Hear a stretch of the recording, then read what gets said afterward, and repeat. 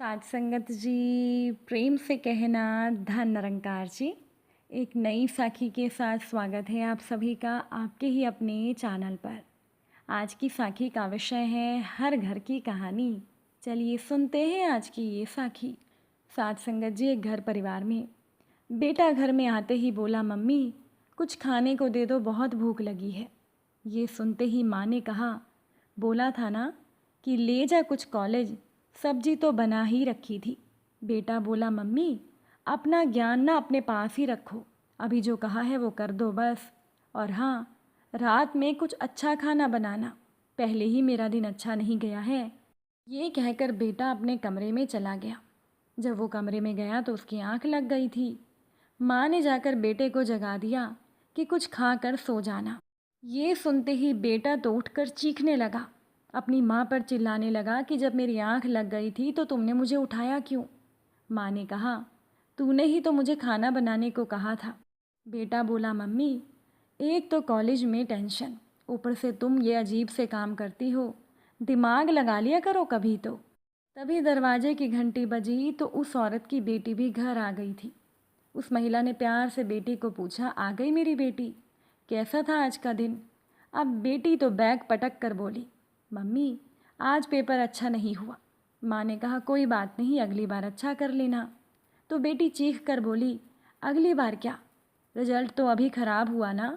Mummy तुम जाओ यहाँ से, तुम्हें कुछ नहीं पता। अब माँ बेटी के कमरे से भी निकल आई। शाम को उस औरत के पति घर आए तो पति का चेहरा भी लाल था।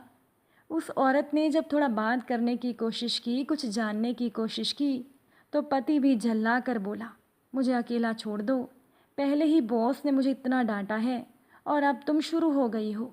आज ये औरत कितने सालों से यही सुनती आ रही थी।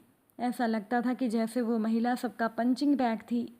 साथ संगत जी, महिलाएं भी ना, इन महिलाओं को अपनी इज्जत करवानी आती ही नहीं। वो महिला सबको खाना खिलाकर अपने कमरे में चली गई। अगले दिन से उस महिला ने किसी से भी कुछ पूछना और कहना बंद कर दिया। जो जैसा कहता वो वैसा ही करके दे देती।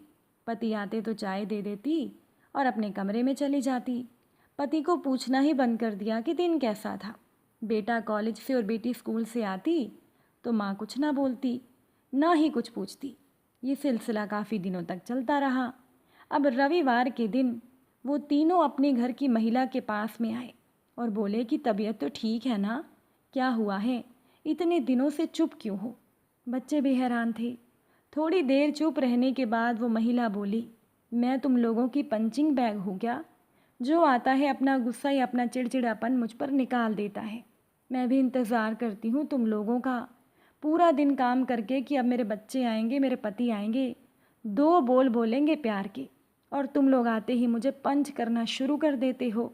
अगर तुम लोगों का दिन अच्छा नहीं गया तो उसमें मेरी क्या गलती है। हर बार मुझे झिड़कना क्या सही है। कभी तुमने मुझसे पूछा है कि मुझे दिन भर में कोई तकलीफ़ तो नहीं हुई। ये सुनकर तीनों चुप थे। सही तो कहा था उस महिला ने कि उसे तो दरवाजे पर लटका हुआ पंचिंग बैग समझ लिया गया था। जो भी आता था मुक्का मार कर चलता बनता था। अब ये बात सुनकर उस औरत की, उसका बेटा बेटी, उसका पति और वो तीनों लोग शर्मिंदा थे। साथ संगत जी, हर माँ हर बीवी अपने बच्चों और पति के घर लौटने का इंतज़ार करती है। उनसे पूछती है कि दिन भर में सब कुछ ठीक था या नहीं।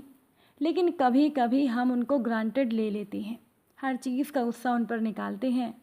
अब कभी कभी तो ये सब ठीक है, लेकिन अगर ये घर वालों की आदत बन जाए तो महिलाओं को भी आज से ही सबका पंचिंग बैग बनना बंद करना होगा। तभी घर में महिलाओं का मान सम्मान होगा। और वैसे भी साथ संगत जी, एक महिला क्या कुछ नहीं कर सकती, वो बहुत कुछ कर सकती है। एक पति पत्नी में झगड़ा हो गया। पति कह रहा था कि मैं नवाब हूँ इस शहर का, लोग मेरी इज्जत करते हैं और तुम्हारी इज्जत मेरी वजह से है। पत्नी कह रही थी कि आपकी इज्जत मेरी वजह से है, अगर मैं चाहूँ तो मैं आपकी इज्जत एक मिनट में बिगाड़ भी सकती हूँ और बना भी सकती हूँ। नवाब को गुस्सा आ गया। नवाब बोला, ठीक है, करके दिखाओ मेरी इज्जत खराब। अब ये बात तो आई गई हो गई। नवाब के घर शाम को महफिल जमी थी दोस्तों की। हंसी मजाक हो रहा था कि अचानक से नवाब को अपने बेटे के रोने की आवाज़ आई। बेटा ज़ोर ज़ोर से रो रहा था और नवाब की पत्नी बेटे को बुरी तरह से डांट रही थी। नवाब ने ज़ोर से आवाज़ देकर पूछा, क्या हुआ बेगम, डांट क्यों रही हो?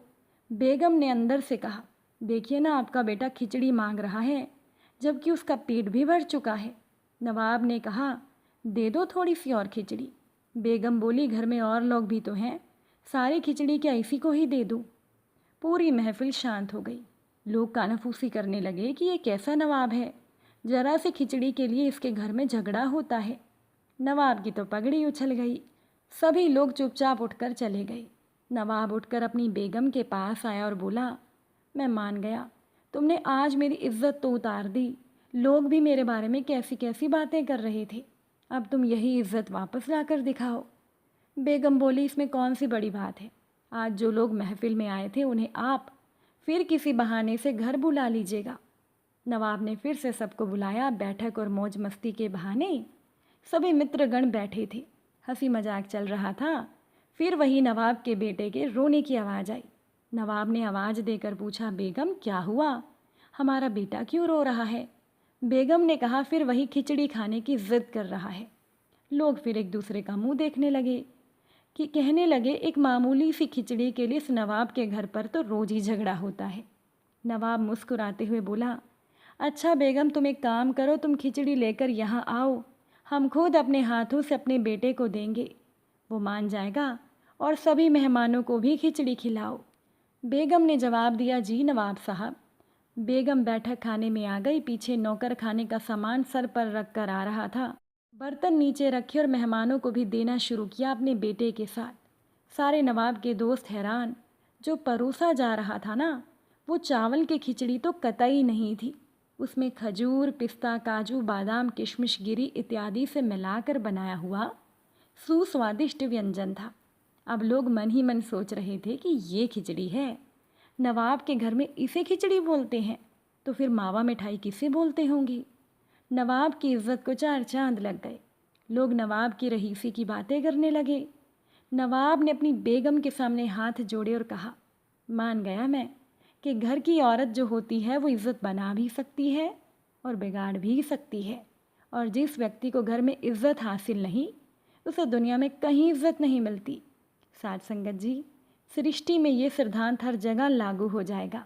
अहंकार युक्त जीवन में सृष्टि जब चाहे हमारे अहंकार की इज्जत उतार सकती है और नम्रता युक्त जीवन में इज्जत बना सकती है।